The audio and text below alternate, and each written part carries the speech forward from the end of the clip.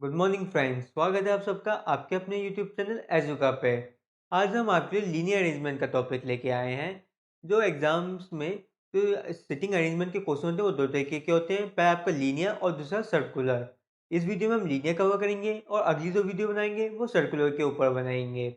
अगर हम एग्जाम में क्वेश्चनों के ट्रेंड की बात करें तो इन सिटिंग अरेंजमेंट के जो वेटेज है वो बढ़ती ही जा रही है। साल भर साल इनकी जो नंबर ऑफ क्वेश्चन हैं वो एग्ज़ाम्स में आपको ज़्यादा अपीयर होने को दिखते हैं, ज़्यादा दिखाई देते हैं इनसे जुड़े क्वेश्चंस। इसलिए ये इस बात से भी इनकी ज़्यादा इम्पोर्टेंस हो जाती है इन दोनों टॉपिक्स की। और इनको थोड़े स्टूडेंट्स के बीच में इन टॉपिक्स को डिफ़िकल्ट भी माना जाता है। क्यों माना जाता है इन्हें डिफ़िकल्ट? क्योंकि जो स्टूडेंट्स होते हैं वो इतने ज़्यादा ऑर्गेनाइज़्ड वे में नहीं करते हैं। वो बार-बार इनके जो आंसर आते हैं इतनी एक्यूरेसी के साथ नहीं आते हैं। और अगर एक्यूरेसी के साथ आ भी जाते हैं तो उसमें इतना ज़्यादा टाइम कंज्यूमिंग हो जाते हैं वो कि बाकी क्वेश्चनों के लिए इतना टाइम नहीं बचता है। इनको टाइम मैनेजमेंट नहीं हो पाता है। अगर आप अपनी अप्रोच सही रखेंगे, जो सभी चीज़ों को ऑर्गेनाइज़्ड वे में लिखेंगे, एक फिक्स पैटर्न में लिखेंगे, एक-एक करके सारी इन्फॉर्मेशन को लिखेंगे, काटते चले जाएँगे, मतलब बहुत ही ज़्यादा ऑर्गेनाइज़्ड वे में करेंगे तो आपकी एक्यूरेसी भी सुधरेगी और टाइम भी बचेगा। इसलिए हम इस वीडियो में फ़ोकस अपना जो है ऑर्गेनाइज़्ड वे में करने पे करेंगे। इसलिए इस वीडियो को आखिरी तक देखें लीनियर अरेंजमेंट को समझने के लिए।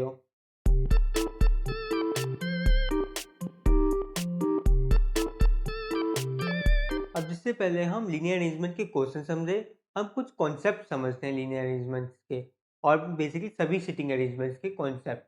जो आपके सिटिंग अरेंजमेंट के क्वेश्चन आते हैं वो थ्री टाइप्स के आते हैं।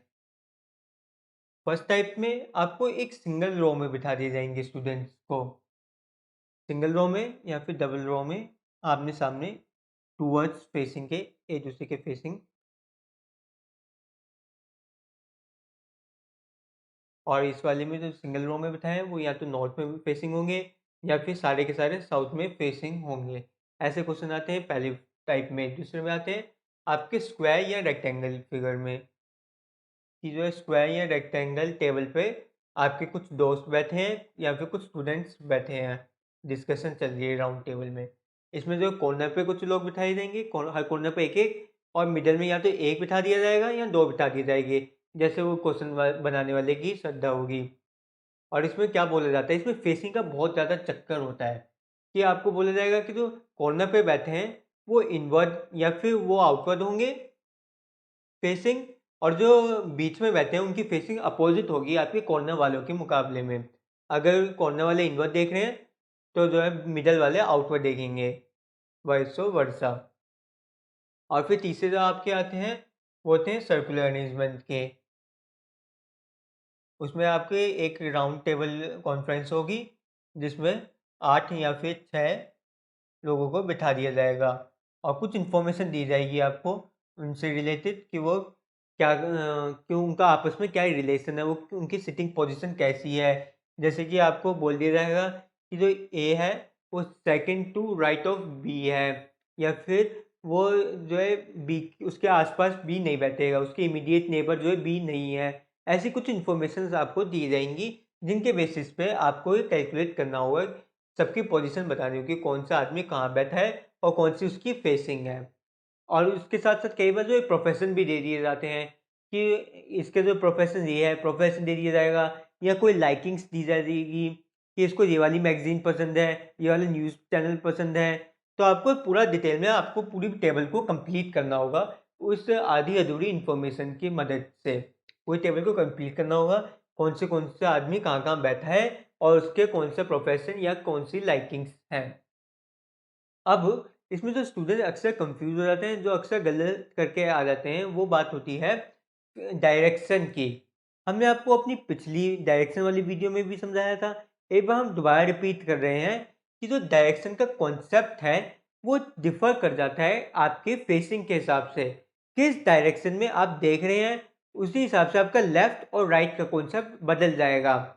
अगर मैं ब्लैक बोर्ड के सामने देख रहा हूँ, यानी ब्लैक बोर्ड की तरफ देख रहा हूँ या फिर नॉर्थ डायरेक्शन में देख रहा हूँ, तो ये मेरा लेफ्ट हो जाएगा। जिस हाथ में मैंने घड़ी पहनी है वो मेरा लेफ्ट हो जाएगा और इस डायरेक्शन में मेरा राइट हो जाएगा। पर अगर मैं 180 डिग्री घूम जाता हूँ और साउथ में या फिर आपकी तरफ देखने लग जाता हूँ, तो मेरा जो घड़ी पहनी है उल्टा हाथ वो इधर हो जाएगा। पहले मेरा इधर राइट हो रहा था, अब उल्टा हाथ ये यहाँ पे हो जाएगा और मेरे लिए राइट इस डायरेक्शन में हो जाएगा। मतलब बिल्कुल ही अपोजिट हो गया मेरे लिए कॉन्सेप्ट। लेफ्ट और राइट का कॉन्सेप्ट बिल्कुल अपोजिट हो गया। ये इस बात पर डिपेंड करता है कि आपकी फेसिंग कौन सी है, कौन सी फेस में आप देख रहे हैं। अब जैसे कि ये है कॉन्सेप्ट, ये अगर ये नॉर्थ की फेसिंग है इन लोगों की और इन लोगों की साउथ की फेसिंग है, तो नॉर्थ की फेसिंग वाले के लिए राइट यहाँ पे होगा और लेफ्ट यहाँ पे होगा। जबकि जो ऊपर की लाइन में जो लोग बैठे हैं उनकी साउथ की फेसिंग है, तो उनके लिए लेफ्ट यहाँ पे होगा और राइट इस डायरेक्शन में होगा। ठीक है ना?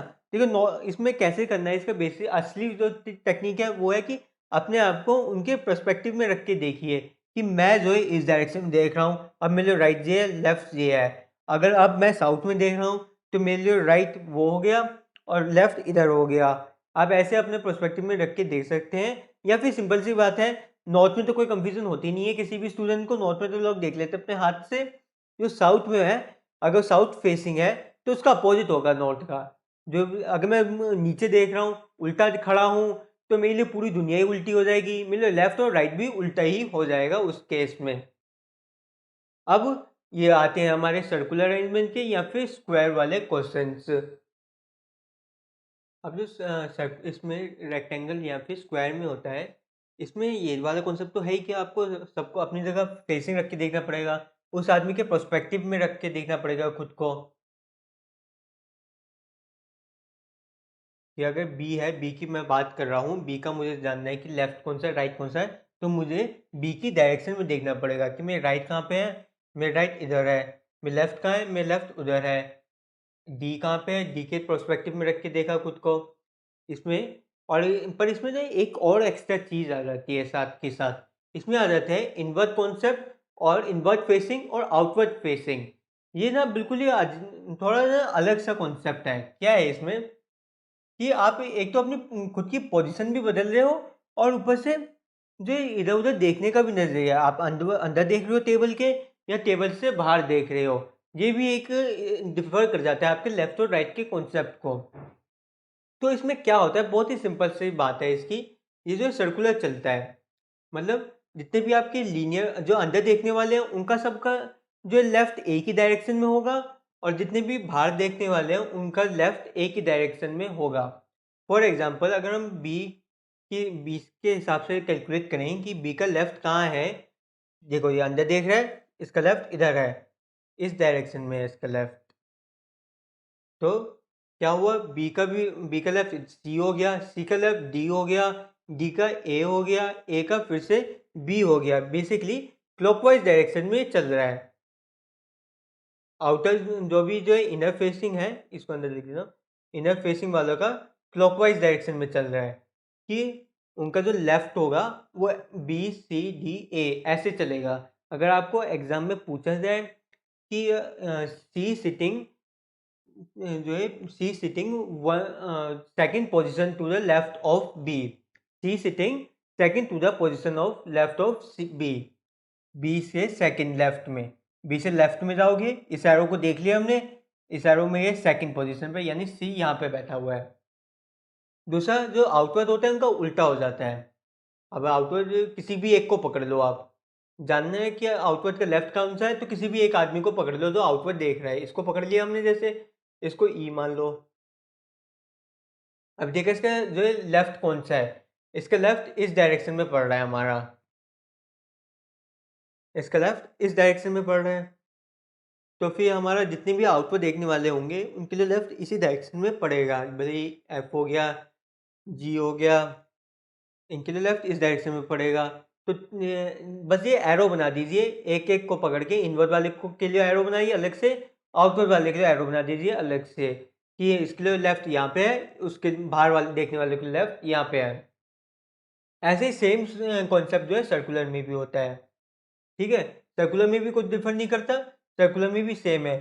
सर्कुलर में भी आपको इनवर्ड और आउटवर्ड से कंफ्यूज किया जाएगा, तो उसमें भी आपको यही करना है कि एरो बना देने हैं। कौन सी क्लॉकवाइज जाना है या फिर एंटी क्लॉकवाइज जाना है। अब ज़्यादा कंफ्यूजिंग मत करना। अगर आप एरो बना रहे हैं तो सिर्फ लेफ्ट का, या तो लेफ्ट का एरो बनाए या फिर राइट का बनाए। जो अगर अंदर आप लेफ्ट के लिए बना रहे हैं तो बाहर भी लेफ्ट के लिए डायरेक्शन बताइए। अगर अंदर आप इन्वर्ट फेसिंग वाले के लिए लेफ्ट की डायरेक्शन बता रहे हैं तो बाहर भी लेफ्ट की बनाइए। ज़्यादा कंफ्यूजिंग ना करें इसको, बहुत ही ज़्यादा ऑर्गेनाइज, बहुत ही एक स्टैंडर्डाइज वे में करें, एक स्टैंडर्डाइज वे में इसको सॉल्व करें। तो ये आपके सामने पहला क्वेश्चन आया है आज का। क्या कह रहा है? 7 persons A B C D E F G are standing in a straight line. एक लाइन में 7 लोग खड़े हैं और फिर कुछ इन्फॉर्मेशन गिवन है हमें। D is right of G, C is between A and B, E is between F and D। तो हमें बताना है, फिर हमें तो इसका पहले से तो टेबल बना के देखनी है। इसमें तो एक ही क्वेश्चन पूछा है, पर ऐसे केसेस में जब आपको ढेर सारी इन्फॉर्मेशन गिवन हो तो बहुत सारे क्वेश्चन पूछे जा सकते हैं। उस एक गिवन इन्फॉर्मेशन के बेस पे काफ़ी सारे क्वेश्चन आपसे पूछे जा सकते हैं। तो कैसे करेंगे इसको? सबसे पहले तो 7 जो है खाली जगह बना लीजिए। ठीक है, 7 खाली जगह बना लीजिए। ये हो गई हमारी मेन टेबल, इसमें हमें इन्फॉर्मेशन भरनी है। अब एक एक करके रफ पेज में जो जो आपको इन्फॉर्मेशन गिवन है वो सिंबॉलिक वे में लिखते जाइए। उसको सिंबॉलिक वे में लिखना, पूरे के पूरे सेंटेंस लिखने में मत बैठ जाना। तो क्या गिवन है हमें? D is right of G. D जो है जी के राइट में है। ठीक है, डी जो है जी के राइट में है, हमने इसको ऐसे में लिख दिया। फिर C is between A and B. अब हमें ये तो गिवन है कि सी जो है ए और बी के बीच में है, पर हमें ये नहीं पता कि पहले बी आ रहा है या ए आ रहा है। इसलिए इसको हम डिनोट कर देंगे ओपन ब्रैकेट से। इन ओपन ब्रैकेट का मतलब हो गया कि जो आखिरी और पहले का यूनिट है, पहले का पर्सन, उसकी पोजीशन हमें फिक्स नहीं पता। ठीक है, इसको समझ लीजिए सिंबल को, कि अगर ओपन ब्रैकेट बना रहे हैं तो इसका मतलब है कि पहले और आखिरी पर्सन के हमें जो है जो पोजीशन फिक्स नहीं है। हो सकता है बी पहले आ रहा हो, ए बाद में आ रहा हो। तीसरी हम कंडीशन देखते हैं, E is between F and D. E जो है एफ और डी के बीच में है। इसमें भी हमें फिक्स पोजीशन नहीं गिवन, कौन राइट में है कौन लेफ्ट में है। तो अब हमें ये टेबल बनानी है। इसके लिए क्या करेंगे? पहले सबसे पहले देखेंगे कि हमारे पास इंफॉर्मेशन कौन से एलिमेंट की सबसे ज़्यादा है। ये डी की 2 बार इंफॉर्मेशन है, तो इसको ही पुट करके देखते हैं। इसमें लिखा है डी के जो है हमारे लेफ्ट में जी है, डी के लेफ्ट में जी है। तो ये वाले केस तो फेल हो सकता है। फेल हो गया हमारा एफ ई डी। ये डी एफ, ये हमारा डी ई एफ होगा जब ही पास हो पाएगा। क्यों? क्योंकि इस केस में तो जो है डी के लेफ्ट में ई है, पर इसमें लिखा है डी के लेफ्ट में जी आना चाहिए। इसलिए हमने ओपन ब्रैकेट लगाए थे। इस ओपन ब्रैकेट से हमें पता चल गया कि ये पोजीशन चेंज भी हो सकती है। इसको हम डी ई एफ भी लिख सकते हैं। फिर उस केस में ये पॉसिबिलिटी है कि डी से पहले जी आ जाएगा। इसका यूज़ हो गया, इसको काट दीजिए। अब हमें इसका भी यूज़ हो गया, इसको भी काट दीजिए। अब हमें 4 पता चल गए हैं, इन 3 को अब फिट करना है हमें इसमें। तो हम देखेंगे और क्या इन्फॉर्मेशन गिवन है। एक आखिरी इन्फॉर्मेशन ये भी गिवन है हमें, there are 3 persons between G and B. G और बी के बीच में 3 पर्सन है, 1 2 3, ओपन ब्रैकेट। ठीक है ना, ये गिवन है हमें, there are 3 person between G and B, open brackets, क्योंकि हमें लेफ्ट और राइट का गिवन नहीं है। ये दोनों, अब हमारे पास ये 3 इंफॉर्मेशन है, इसके बेसिस पे हमें ये अपना आउटकम निकालना है। तो अब इसको कंडीशंस मान के भी ले सकते हैं हम, कि देखिए इनके बीच में 3 पर्सन है। पहली कंडीशन तो ये ले लेते हैं हम, हमारे पास इसकी, इसको हम 2 वे में लिख सकते हैं, है ना, कि या तो बी सी ए होगा या ए सी बी होगा। ये हमारी 2 कंडीशंस हो गई, कंडीशन 1 और कंडीशन 2। या क्या कह सकते हो आप इसको, सिनेरियो 1 सिनेरियो 2। तो सिनेरियो 1 को अगर हम देखें, बी सी ए 3%, तो फिर ये ऐसे होगा G D E F B C A. इसके बाद में क्यों लगाया हमने? क्योंकि अगर इसको पहले लगाते तो सिर्फ 2 ही पर्सन रह जाते, जी और बी के बीच में, सी और ए रह जाते सिर्फ। इसलिए हमने BCA को बाद में लगाया। अब दूसरी कंडीशन लिख के देखते हैं। ACB को कहाँ पे लगा सकते हैं हम? अगर हम मान लें कि ये सिनेरियो 2 ही ट्रू है तो इसको कहाँ पे लगा सकते हैं हम? क्या इधर लगा सकते हैं हम ACB को G से पहले? नहीं, क्योंकि 3 होने चाहिए गैप, G और B के बीच में 3 गैप होने चाहिए।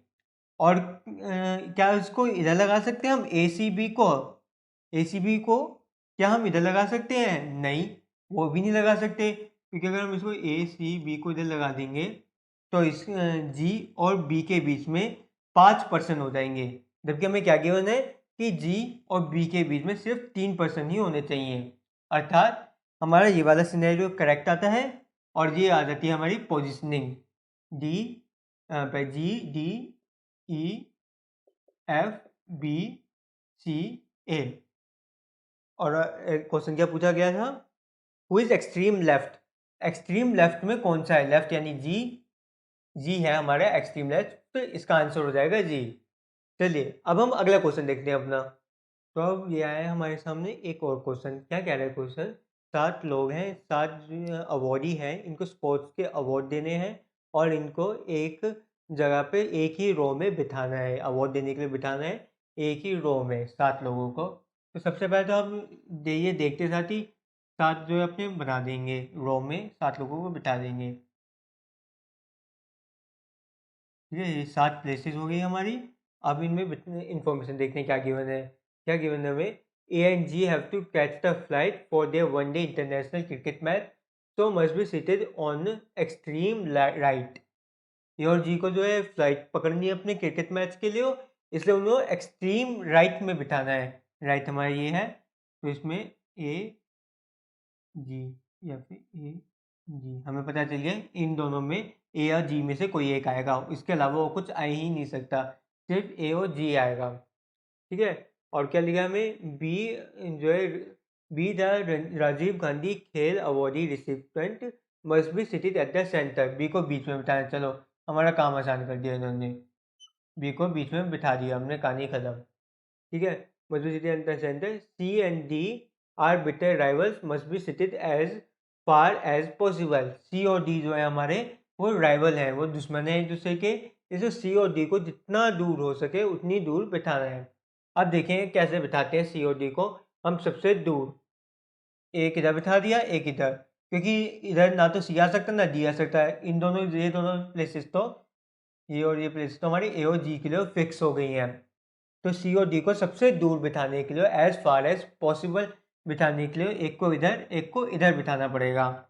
डी में से एक को इधर एक को इधर, तो ये दोनों प्लेसेस भी फिक्स हो गई है हमारी कि सी और डी के अलावा यहाँ पे कोई भी नहीं बैठेगा। अब हमारे बच कौन से प्ले गए? ई और एफ बच गए हैं अब हमारे। तो सिंपल सी बात है, दो ही प्लेस बची हैं, दो ही लोग बचे हैं। तो यहाँ पे इस पॉइंट पे ई आएगा या एफ आएगा, इस पॉइंट पे भी यहाँ तो ई आएगा या फिर एफ आएगा। तो अब हमारे पास बीच वाली पोजीशन के लिए तो फिक्स हो गया बी, और बाकी सभी पोजीशन के लिए हमें दो ऑप्शंस गिवन हो गए हैं, या तो ए जी, सी डी, ई एफ। बाकी सभी प्लेसेस के लिए दो हमें सिनेरियो अवेलेबल हो गए हैं। अब देखते हैं कि हमें जो है क्वेश्चन क्या पूछे गए हैं। क्या क्वेश्चन जो हमें पूछे गए हैं, क्या इससे इतनी इन्फॉर्मेशन से हमारे सब सॉल्व हो रहे हैं कि या फिर हमें कुछ और भी तिकड़म लगानी पड़ेगी? देखते हैं, चलो हम क्वेश्चन क्या क्या गिवन है हमें। पहला क्वेश्चन है विच of the following can not be seated at the either and. Either and में कौन से लोग नहीं सेटित हो सकते हैं? तो इसमें हमें ऑप्शन गिवन है C D F, C D और एफ, इन तीनों में से कौन सा आइडिया? देखो सी यहाँ पे हो सकता है, डी भी जो एक्सट्रीम एंड पे बैठ सकता है, पर ये एफ है ये एक्सट्रीम एंड पे नहीं बैठ सकता। एफ को तो सेकंड या थर्ड पोजीशन में से किसी एक पोजीशन पे बैठना होगा। तो इसका आंसर हो जाएगा हमारा एफ। पहले क्वेश्चन का आंसर हो गया हमारे एफ। अब अगला क्वेश्चन भी देख लेते हैं क्या कह रहे हैं। विच of the following pair can not be seated together. कौन से प्लेयर जो पेयर हैं वो टुगेदर नहीं से हो सकते? ये चार हमें ऑप्शन गिवन है, तो ठीक है हम देख लेते हैं कि इन दोनों कौन कौन नहीं बैठ सकते हैं। बी और डी। देखो बी और डी, इस केस में एक केस ऐसा आ रहा है कि बी और डी साथ में बैठ सकते हैं, तो कट सी और एफ, अगर ये यहाँ पे सी हो यहाँ पे एफ हो तो उस केस में दोनों आपस साथ साथ बैठ जाएंगे, इसलिए ये भी कट ई और ए। ई और ए, देखो ई और ए किसी भी केस में किसी भी सिनेरियो में एक साथ नहीं बैठ सकते हैं, इसलिए इसका आंसर होगा ई ए। ई ए कभी भी एक साथ कोई भी हम सिनेरियो रख लें एक साथ नहीं बैठेंगे। ठीक है, चलो अब हम एक और अगला भी क्वेश्चन देख लेते हैं। What can be the position of C from the right side. Right side से, अगर हम राइट साइड से बात करें तो सी की क्या क्या पोजिशन हो सकती है। देखो, या तो थर्ड पोजीशन हो सकती है या फिर सेवन्थ पोजीशन हो सकती है। ऑप्शन देखने की भी कोई ज़रूरत नहीं है, पता ही साफ साफ दिख रहा है। या तो थर्ड पोजीशन होगी एक्सट्रीम राइट, राइट ये होता है हमारे इस डायरेक्शन में, क्योंकि ये सब नॉर्थ, अगर कुछ भी ना गिवन हो एग्जाम में तो आपको ये अज्यूम करना है कि सब नॉर्थ फेसिंग है। सब अपने हाथ के राइट हैंड और लेफ्ट हैंड से ही आपको सारी कैलकुलेशंस करनी है। अगर कुछ भी नहीं गिवन तो मानना है कि सब नॉर्थ में फेसिंग है। तो थर्ड पोजीशन ये और सेवन्थ पोजीशन ये वाली हमारी होगी, तो इसका आंसर होगा थर्ड या फिर थर्ड और सेवन। चलो अब हम अगला क्वेश्चन देखते हैं। अब ये एक और क्वेश्चन आया है हमारे सामने, क्या कह रहे हैं ये question. Six friend A B C D E F, हमने A B C D F ले लिया क्योंकि इनके पहले जो है इनके नाम का पहले लेटर ले लिया, आसान होगा बोलने में। A B C D E F sitting on the bench facing same direction. चलो अच्छी बात है कि सेम डायरेक्शन में बैठे हुए हैं, हमारी आधी प्रॉब्लम तो यहीं सॉल्व हो जाती है। अगर यहाँ पे डिफरेंट डायरेक्शन होती तो बहुत ज़्यादा प्रॉब्लम होती। हम आपको डिफरेंट डायरेक्शन वाले भी क्वेश्चन करवाएंगे, तब आपको समझ में आएगी ये बात। ठीक है, सेम डायरेक्शन में बैठे हुए हैं और क्या इन्फॉर्मेशन गिवन है हमें, सी सिटिंग बिटवीन ए और ई, ए और ई के बीच में सी बैठा है। तो फिर से वही हमारा ओपन ब्रैकेट्स आ गए, ओपन ब्रैकेट्स मतलब ए और ई अपनी प्लेस को इंटरचेंज कर सकते हैं। D not at the end, D जो है किसी भी एंड में नहीं बैठा है, हमें ना तो ये गिवन राइट हैंड ना ही लेफ्ट हैंड गिवन है, तो हम मानेंगे डी कोई से भी एंड पे नहीं बैठेगा, इसलिए डी लिखा, काट दिया, सिंगल बार ही काट दो। जो है गंद नहीं मचानी है आपको एग्जाम पेपर में, जितने से कम सुंदरता में सॉल्यूशन करोगे तो ऑर्गेनाइज वे में आसानी से आपका आंसर आ जाएगा। D not at the end, D किसी भी एंड पे नहीं है। बी इमीडिएट राइट ऑफ ई, ई के इमीडिएट राइट में बी है, इसको समझिए, इमीडिएट राइट ऑफ ई के राइट में है बी, ठीक है ना, ई के राइट में है बी, बी के राइट में ई नहीं है, इसको बी ई लिख के मत आना ना, कहीं आप कंफ्यूज हो रहे हो बी ई लिख दें, ऐसे गलती मत कर देना बिल्कुल भी एग्जाम में। इसमें लिखा है इमीडिएट राइट ऑफ ई, इसलिए पहले ई लिखिए, फिर सोचिए उसका राइट कौन सा होगा, उसका राइट इधर होगा, फिर बी लिखिए। इमीडिएट राइट ऑफ ई, तो पहले ई लिखिए, उसके बाद उसके राइट में बी लिखिए। और F is not at right and, ये हमारा राइट हैंड हुआ, यहाँ पे एफ भी हमारा नहीं आएगा, एफ को लिखिए और काट दीजिए। अब हमें बताना है इनको सिटिंग फिक्स करनी है, तो हम इनकी सिटिंग फिक्स करके देखते हैं। अब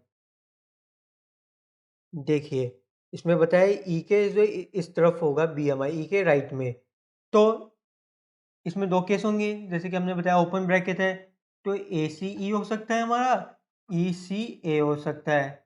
पर ई सी ए तो वैसे ही फेल हो गया, क्योंकि ई के एकदम राइट में तो बी आना है, ये सी कहाँ से आ गया, इसलिए ये फेल हो गया और ये हमारा पास हो गया। सिर्फ ए सी ई ही पास हो सकता है, इस इंफॉर्मेशन का हमने यूज़ कर लिया और ये डेरिवेट कर ली ये वाली इंफॉर्मेशन, तो काट दो इसको, इसका काम खत्म हुआ, इसको काट के फेंक दिया हमने। तो अब इन दोनों इन्फॉर्मेशन को कंबाइन करोगे, कंबाइन करके इधर लिख दीजिए ए सी ई बी, क्योंकि ई के एकदम राइट में बी आना है। समझिए ना, इसमें कंफ्यूज मत हो जाना। देखिए, ये ओपन ब्रैकेट थे, ओपन ब्रैकेट का मतलब होता है दो कंडीशन, ये आखिरी की डिजिट अपनी प्लेस इंटरचेंज कर सकते हैं, पर ई सी ए में ये कंडीशन पॉसिबल ही नहीं है, क्योंकि ई के एकदम राइट में तो बी आना था, पर अगर ये कंडीशन ट्रू हो जाती तो सी आ जाता है एकदम राइट में, इसलिए इस सिनेरियो को हमने काट दिया और सिर्फ यही सिनेरियो पॉसिबल है, इसलिए इस सिनेरियो को हमने यहाँ लिखा और इसके साथ में बी लिख दिया, क्योंकि हमें इन्फॉर्मेशन गिवन है कि ई के एकदम इमीडिएट राइट में बी बैठा हुआ है। तो हमें चार पोजीशन तो फिक्स हो गई, हमारी चार पोजीशन तो फिक्स हो गई हैं। अब देखते हैं कौन सी, केसेस बने हैं। अब हम इसको यहाँ पे बिठा सकते हैं और इधर जो है अब देखें कौन से बचे, इनके अलावा कौन से हमारे बचे हैं। ए बी सी डी, हमारे डी बचा है और एफ बचा है। सिर्फ दो आदमी बचे हैं, डी और एफ। डी और एफ में से कोई भी इस पोजीशन पे नहीं आएगा, ये भी हमें गिवन है। इस पोजीशन में कोई भी नहीं आएगा, अर्थात इनमें से कोई एक आएगा इस पोजीशन पे। और क्योंकि ये एक्सट्रीम राइट पे है तो हमारे इस चार की तिगड़म में एक्सट्रीम राइट पे बी है, इसलिए यहाँ पे बी लिख दीजिए। मैं फिर से बताता हूँ, यहाँ पे डी और एफ आ नहीं सकता, इन चार में से किसी एक को ये खाली जगह भरनी होगी, क्योंकि हमारे पास 6 जगह हैं, 6 लोगों को बिठाना है, हर जगह को भरना है। इसलिए यहाँ पे इनमें से कोई एक आएगा, पर ये क्योंकि एक्सट्रीम राइट में है तो हमारी चार की तिगड़म में एक्सट्रीम राइट पे बी है, इसलिए बी को बिठाया और बाकियों की पोजीशन हमने भर दी। अब डी यहाँ पे नहीं आ सकता तो डी के लिए एक ही जगह बची डी, और एफ के लिए भी एक ही जगह बची एफ। ये हो गया हमारा आंसर। अब देख लेते हैं क्वेश्चन में क्या पूछा है। एक बार ये बस डायग्राम बनाना है, फिर तो क्या ही रह गया। ठीक है, तो क्वेश्चन पूछते हैं, who is immediate right of F. F के इमीडिएट राइट में कौन है। तो सिंपल सी बात है, डी है इमीडिएट राइट में एफ के। अब अगले देख लेते हैं हम। ठीक है, डी है जो है इमीडिएट राइट में। अगला क्वेश्चन पूछा है, how many person are there to the left of चंड। ये सी है, इसके जो है लेफ्ट में कितने पर्सन है। राइट यहाँ पे, लेफ्ट यहाँ पे, तो 3 पर्सन है। हमारा एफ डी ए ये 3 पर्सन है सी के लेफ्ट में। अब अगला को एक और क्वेश्चन देख लेते हैं, who is fourth from the left and. Left and से, यानी लेफ्ट एंड यहाँ पे, ये हमारा राइट है और ये लेफ्ट है। लेफ्ट से फोर्थ बताना है, तीसरा चौथा, यानी सी हो गया हमारा। ठीक है ना, who is fourth from the left and, left hand से फोर्थ सी हो गया। ठीक है, तो अब ऐसे सारे क्वेश्चन आपके हो जाएंगे। बस ये आपको एक टेबल बनानी है, फिर आपको 4 पूछे 10 पूछे कितने भी पूछे, बच्चों का काम हो गया। बस ये टेबल आपको सही बनानी है, एक्यूरेट, मजाक नहीं है, एकदम सुंदरता से बनाना है। जो काटना है सिंगल सिंगल बार काटिए, ज़्यादा ऐसे नहीं कि आप ऐसे ऐसे काटना शुरू कर दें, जो गंद मचाते हैं अपने एग्जाम में। गंद नहीं बचानी है, अच्छे से सॉल्व करना है। चलो अब अगला क्वेश्चन देखते हैं। तो चलिए अब एक और आया आपके सामने, एक छोटा सा सुंदर सा क्वेश्चन आया आपके सामने। क्या कह रहा है ये क्वेश्चन कि 12 फ्रेंड्स हैं और जो वो 6 की रो में बैठे हैं, आमने सामने बैठे हैं। ठीक है, बस इतना ही पढ़ना था। 6 रो में बैठे हैं, उसी समय अपना डायग्राम बनाना हमारा चालू हो जाएगा। तो थोड़ा जगह कम है, हम यहाँ से लिखते हैं।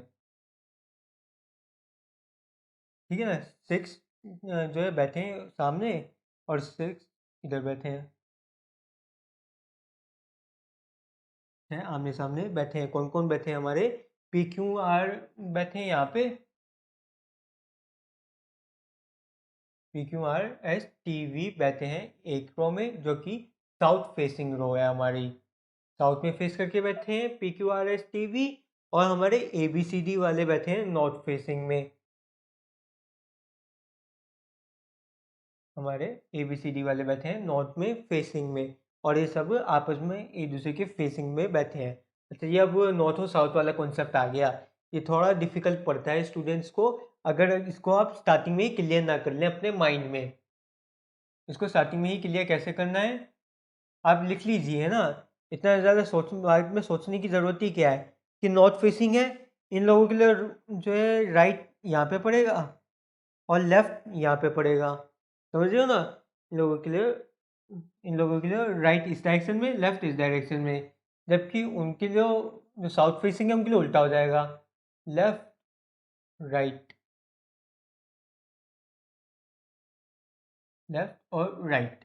अब इन्फॉर्मेशन देखते हैं हमें क्या क्या गिवन है। जितनी भी इन्फॉर्मेशन गिवन है ना, सबको एक बार अपने कागज़ पे उतार लीजिए, अपने जो रफ पेज पे जहाँ पे आपने ये अपनी टेबल बनाई है उसके आसपास कहीं उतार लीजिए, ताकि आपको बार बार क्वेश्चन ना पढ़ना पड़े। ये बात समझ लीजिए, क्वेश्चन बस एक बार ही पढ़ा जाएगा। क्वेश्चन जो डिटेल गिवन है हमें वो एक बार ही पढ़ी जाएगी। एक बार पढ़ पढ़ के लिख लीजिए, दोबारा उसको देखना नहीं है। तो हमें क्या गिवन है, पी सिज third to the left of T. Third to the left of T. अच्छा, ये पी इस वाले एरिया के लोग हैं ये, जो कि साउथ फेसिंग है। पी से third to the left of T, तो पहले टी लिखा, उसके थर्ड लेफ्ट कौन सा, इस डायरेक्शन में, 1 2 3। ये एक इन्फॉर्मेशन गिवन हो गई हमें, पी से third to the left of T. अगर ऐसे गिवन हो left of T, left of B, तो लेफ्ट के बाद या राइट के बाद जो अक्षर लिखा है, जो जिस आदमी का नाम लिखा है, पहले वो लिखा जाएगा। जैसे लेफ्ट ऑफ टी लिखा है, तो पहले टी लिखा और फिर देखा उसके थर्ड लेफ्ट में कौन होगा। पहले तो उसकी लेफ्ट डायरेक्शन कौन सी है टी के लिए, ये वाली डायरेक्शन है टी के लिए लेफ्ट, तो फर्स्ट सेकंड थर्ड, तो थर्ड प्लेस पे आ गया हमारा P, third to the left of T.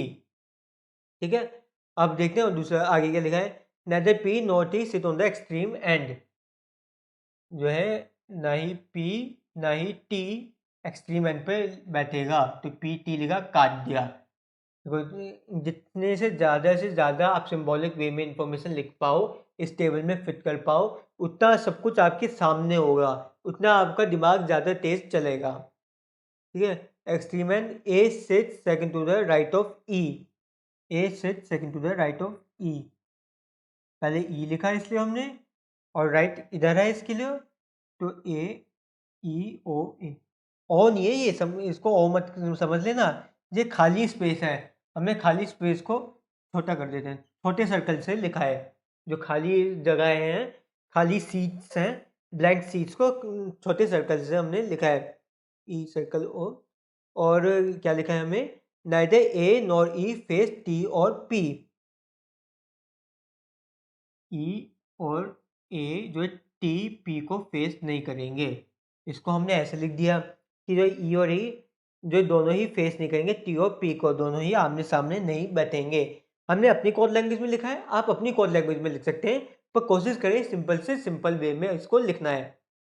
और क्या लिखा है हमें कि A does not sit on the extreme end, A जो है एक्सट्रीम एंड पे नहीं बैठेगा, यहाँ भी नहीं बैठेगा ए, यहाँ भी नहीं बैठेगा ए। आगे क्या लिखा है, और R does not face A, R भी फेस नहीं कर, चलो अच्छी बात है, कम से कम लोग फेस करो ताकि हमें पता चल जाए असली में कौन फेस कर रहा है। R does not sit on the extreme end of the line, तो आर जो है यहाँ पे पी टी के साथ काट दो, पी टी के साथ काट दो, एक्सट्रीम एंड पे नहीं बैठ रहा है आर, मत बैठ।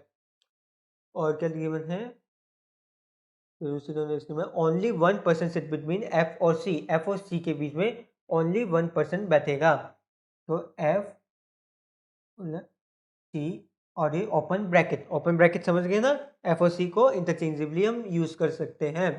Nether F C, neither F nor C face T, F और सी जो है टी को फेस नहीं करेंगे, टी को फेस नहीं करेंगे हमारे एफ और सी। और C does not sit on the extreme end, C जो है एक्सट्रीम एंड पे नहीं बैठेगा, यहाँ इसको भी लिख के काट दो। और only 1% sit between V and Q, V और क्यू के बीच में ओनली 1% बैठेगा, ओपन ब्रैकेट से लिखो, क्योंकि राइट लेफ्ट गिवन नहीं है। F is not an immediate neighbour of B, F का इमीडिएट नेबर बी नहीं है, या फिर बी का इमीडिएट नेबर एफ नहीं है, एक ही बात है। तो इसको, इस इंफॉर्मेशन को इधर लिखोगे हम, एफ दोनों तरफ क्रॉस किया बी। ठीक है, इसको समझे ना कि एफ के इधर भी बी नहीं आ सकता, एफ के उधर भी बी नहीं आ सकता। या मैंने अपनी वे में लिखा है, आप अपनी वे में जो सिंपलेस्ट होगा वो वैसे लिखें। और ए डज नॉट फेस वी, ए तो मतलब किसी को फेस कर ही नहीं रहा, मुझे तो लग रहा है ए आर को भी नहीं कर रहा, ए वी को भी नहीं कर रहा, पी और टी को तो ई भी नहीं कर रहा था। ठीक है, अब इन्फॉर्मेशन गिवन है, हमें इसको फिल करना है। तो अब आपकी जो दिमाग, जो अब मेन क्वेश्चन आता है दिमाग में, इतनी सारी इन्फॉर्मेशन लिखने के बाद, पूरा क्वेश्चन उतारने के बाद, पहले तो सबसे पहले ये चेक, ये अपने दिमाग में रख लेना कि इसके बाहर कोई इन्फॉर्मेशन छूट ना गई हो। क्वेश्चन को बस एक बार ही पढ़ना है और सारी इन्फॉर्मेशन लिखनी है। अब जो मेन क्वेश्चन आता है कि मैं शुरुआत कहाँ से करूँ, किसको उठा के रखूँ, किससे शुरुआत करूँ, तो इसके लिए 3 नियम होते हैं। इसके लिए मैं आपको 3 नियम बता रहा हूँ कि शुरुआत कैसे करनी है। पहला नियम किसी भी नेगेटिव सेंटेंस से शुरुआत ना करिए, कि जैसे ये कि ना एफ के एक्सट्रीम एंड पे बी नहीं है, या फिर ए और सी एक्सट्रीम एंड पे नहीं है, किसी भी नहीं है नॉट वाली स्टेटमेंट से शुरुआत ना करें। और जिस भी अक्षर का, जिस भी आदमी का जिक्र बार बार हो रहा है, उसका इस्तेमाल करें, उसका इस्तेमाल करना प्रेफरेंस करें, जिसका इस्तेमाल सबसे ज़्यादा बार हुआ है। ये दूसरी स्टेटमेंट हो गई। और तीसरी हमारी स्टेटमेंट है कि वो तो कॉन्क्रीट होनी चाहिए अपने आप में ही, वो अपने आप में ही एक कंप्लीट स्टेटमेंट होनी चाहिए। जैसे ये ब्रैकेट लग गया, इसमें थोड़ी कंफ्यूजन है, अभी अपने आप में ये कॉन्क्रीट नहीं है, हमें पूरी इंफॉर्मेशन गिवन नहीं है। तो इन तीनों जो फिनोमिना को कौन से सेटिस्फाई कर रहे हैं हमारे, ये वाली स्टेटमेंट और ये वाली स्टेटमेंट कर रही है सेटिस्फाई। बाकी के यहाँ तो चारों तरफ ब्रैकेट लगा हुआ है, या फिर वो नेगेटिव स्टेटमेंट्स हैं, तो ये दोनों सेटिस्फाई कर रही है। फिर ऐसे केस में उस स्टेटमेंट से लीजिए जिसको जो ज़्यादा से ज़्यादा एरिया कवर कर रही है, क्योंकि उसमें तो लिमिटेशन ज़्यादा बढ़ जाती हैं। जिधर इसके बीच में दो हैं, इसके बीच में एक है, तो दो वाला लीजिए। अगर तीन वाला होता, कोई बीच में तीन आदमी बैठे हैं वाला कोई स्टेटमेंट होती, तो उससे शुरुआत करते हैं हम। चलो अब इससे करते हैं। ठीक है, टी और पी को फिट करने की कोशिश करते हैं। टी और पी यहाँ नहीं आ सकता, टी और पी यहाँ नहीं आ सकता, तो टी यहीं आएगा, ये दो स्पेस खाली हो गई, यहाँ पे पी आ जाएगा हमारा।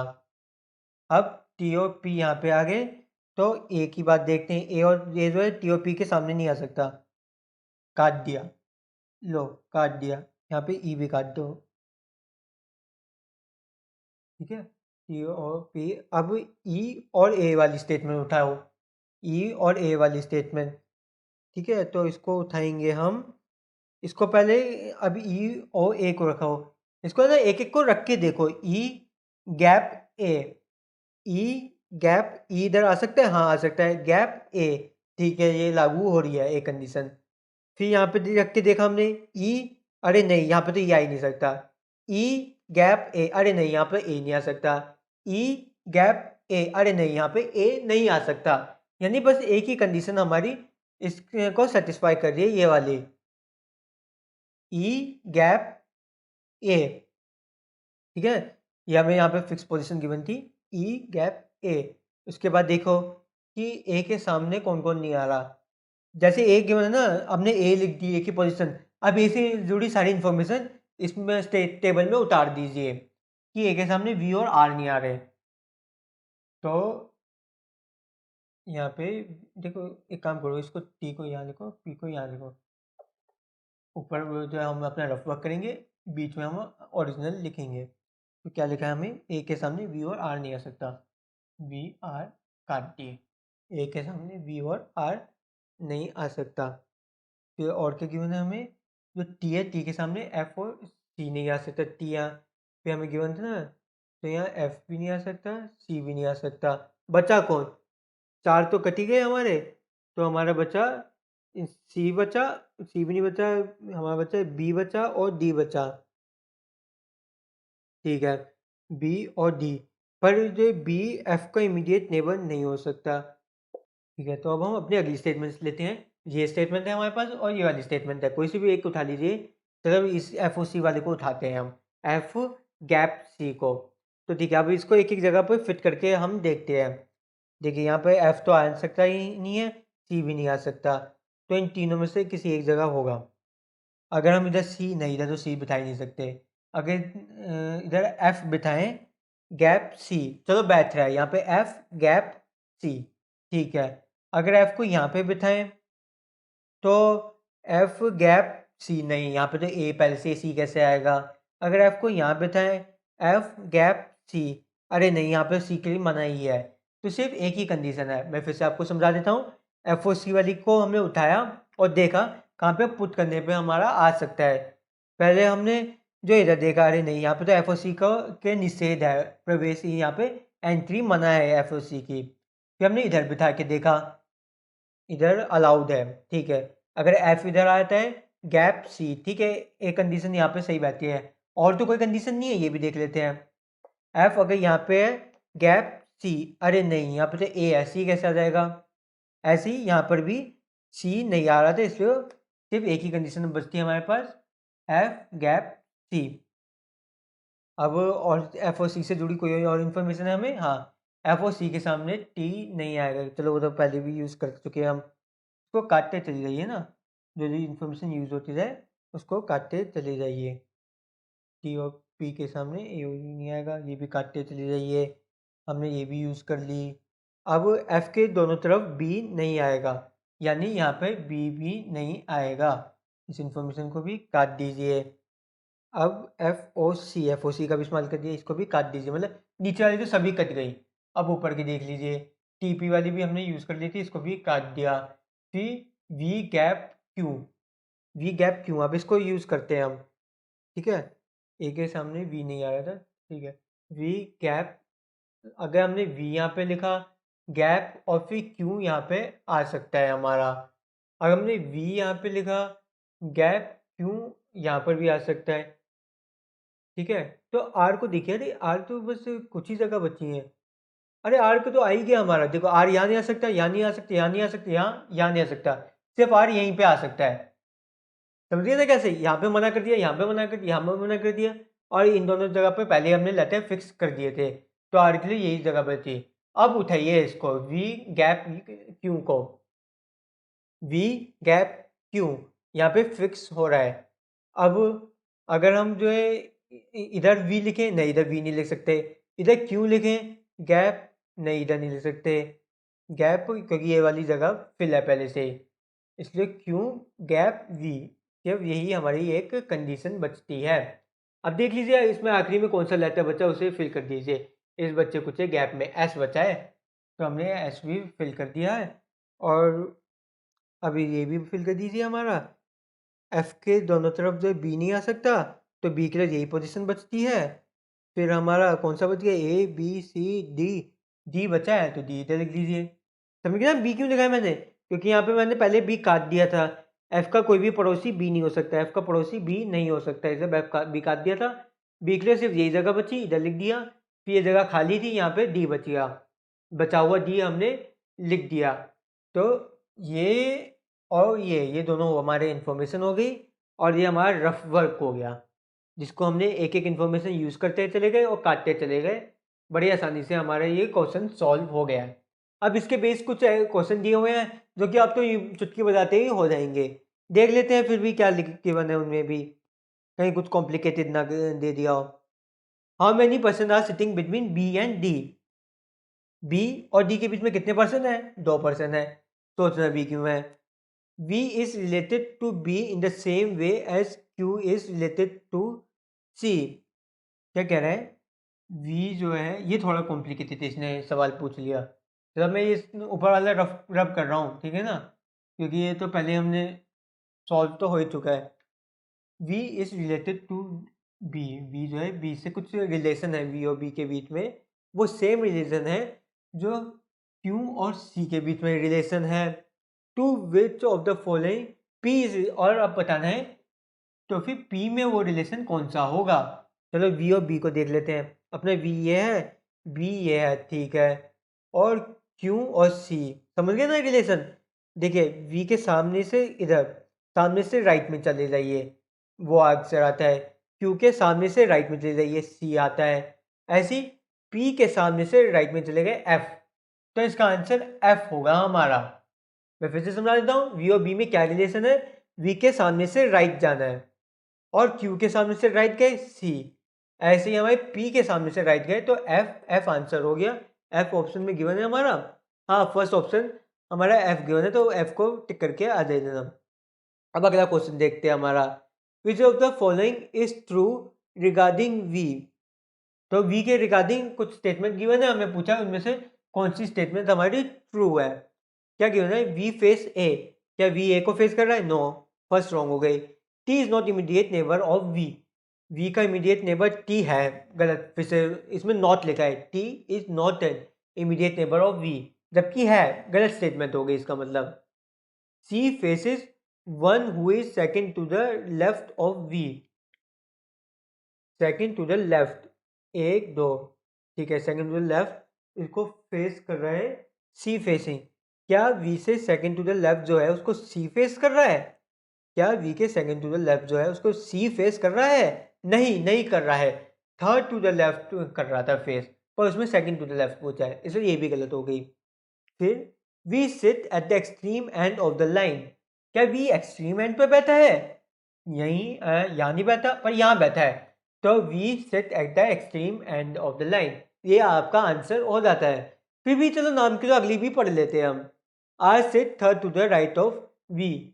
अरे वी के राइट में तो कुछ है ही नहीं, वी तो अपनी एक्सट्रीम राइट में बैठा है, तो आखिरी स्टेटमेंट भी हमारी गलत हो जाती है। इसका आंसर 4 होगा, फोर्थ स्टेटमेंट हमारी सही है। V sit on the extreme end of the line. ठीक है ना। आपने देखा हमने कैसे इस क्वेश्चन को बस पढ़ते चले गए, इंफॉर्मेशन लिखते चले गए, इस इंफॉर्मेशन को अपनी टेबल में अपने डायग्राम में भरते चले गए, और जैसे जैसे होती जा रही है के साथ साथ ही कट करते जाना। जैसे मैं थोड़ी लेट कट कर रहा था, आप ऐसे मत करना। एक इंफॉर्मेशन आपने टेबल में फिल करी, काट दिया फौरन, दूसरी फिल करी, काट दिया। पर ये देखना उसको अच्छे से फिल कर लेना, ये नहीं कि आपने अधूरी आधा फिल करा। जो इसके जैसे कि ये लिखा है एफ और सी के सामने टी नहीं हो सकता, एफ और सी के सामने टी नहीं हो सकता। आपने यहाँ तो लिख दिया कि एफ के सामने टी नहीं हो सकता, पर यहाँ लिखना भूल गए। ऐसी गलती मत कर देना। जितनी भी इंफॉर्मेशन हो उसको पूरी तरीके से फुल्ली लिख के आना है और फिर काटना है। पहले फुल्ली इंफॉर्मेशन आपने, अगर फुल्ली इंफॉर्मेशन आप नहीं लिख पा रहे हैं तो छोड़ दीजिए, काटिए मत उसको, बस छोड़ दीजिए, बाद में देखेंगे उसको। ऐसे आप करेंगे ऑर्गेनाइज वे में तो बड़ी सिंपल वे में एक्यूरेसी के साथ आपका सॉल्व हो जाएगा। आज हमने ये यहाँ पे लीनियर की बात कर ली है। मैं चाहूँगा कि आप अपने घर पे लीनियर के क्वेश्चन करें। जो हमने इतने ऑर्गेनाइज वे बताया, अप्रोच बताई है, इसी अप्रोच से आप क्वेश्चन ट्राई करें, खुद ट्राई करें, और उसकी जितनी आप ट्राई करेंगे उतनी ज़्यादा आप एक्सपर्ट बनेंगे, इतनी आपकी एक्यूरेसी बढ़ेगी। अब हम कल की वीडियो में जो सर्कल के बारे में पढ़ेंगे, सर्कुलर अरेंजमेंट्स के बारे में पढ़ेंगे, उसको भी बड़ी ईजी वे में आपको मैं समझाने वाला हूँ, इसलिए वो वीडियो ज़रूर देखें। और अगर आपको ये वीडियो पसंद आई हो तो लाइक शेयर कमेंट करना ना भूलें। अगर आपने अब तक हमारा चैनल सब्सक्राइब नहीं किया तो नीचे दिए गए सब्सक्राइब बटन को क्लिक करें और साथ में बेल आइकन को भी क्लिक करें। Thank you.